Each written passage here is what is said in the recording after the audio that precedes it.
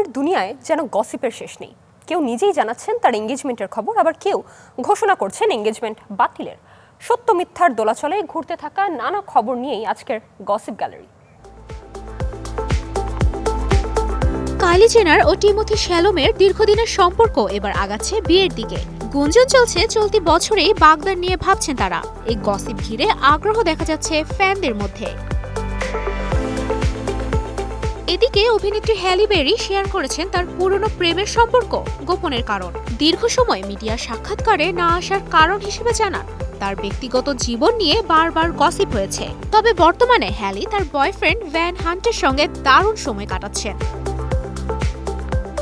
Fashion influencer Daniel Bernstein তার engagement বাতিল করেছেন। এই হঠাৎ সিদ্ধান্ত তিনি নিজেই ঘোষণা করেছেন ইনস্টাগ্রামে।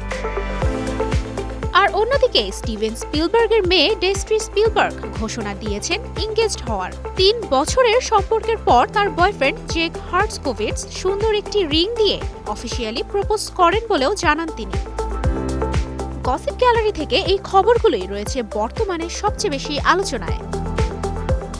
তুবাইশি বুশরা, স্টার এন্টারটেইনমেন্ট।